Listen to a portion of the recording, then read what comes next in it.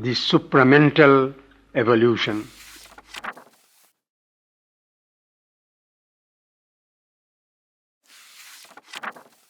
There have been times when the seeking for spiritual attainment was, at least in certain civilizations, more intense and widespread than now, or rather than it has been in the world in general during the past few centuries.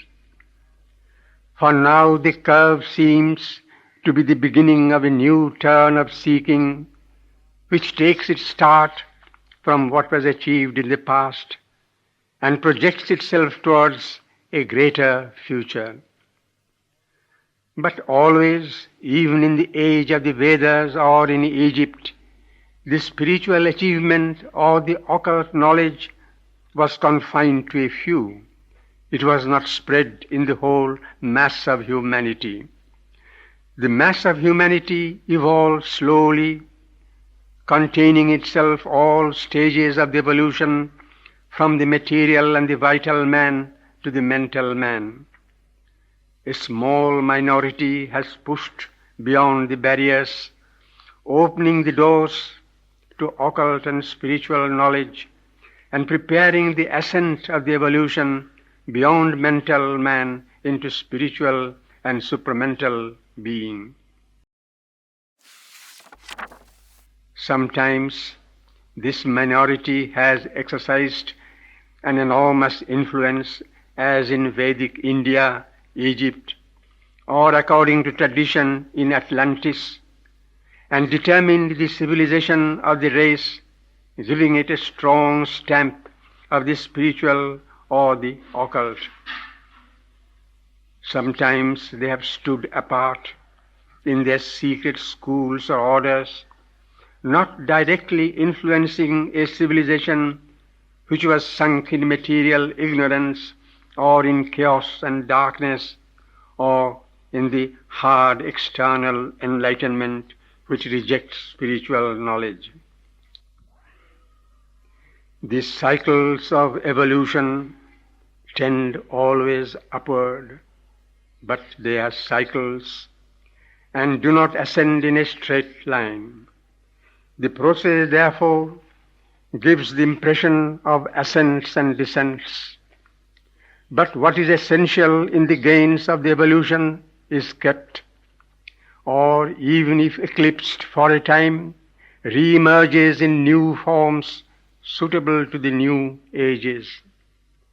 The creation has descended all the degrees of being from the supermind to matter, and in each degree it has created a world, reign, plane, or order proper to that degree.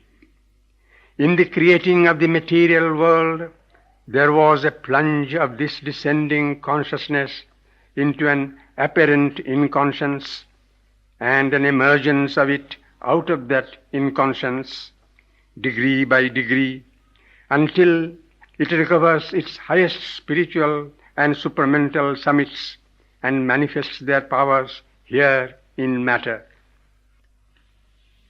But even in the inconscience, there is a secret consciousness which works, one may say, by an involved and hidden intuition proper to itself. In each stage of matter, in each stage of life, this intuition assumes a working proper to that stage and acts from behind the veil, supporting and enforcing the immediate necessities of the creative force. There is an intuition in matter which holds the action of the material world from the electron to the sun and planets and their contents. There is an intuition in life which similarly supports and guides the play and development of life in matter till it is ready for the mental evolution of which man is the vehicle. In man also, the creation follows the same upward process. The intuition within develops according to the stage he has reached in his progress. Even the precise intellect of the scientist, who is inclined to deny the separate existence or the superiority of intuition, yet cannot really move forward unless there is behind him a mental intuition which enables him to take a forward step or to divine what has to be done. Intuition, therefore, is present at the beginning of things and in their middle as well as at their consummation.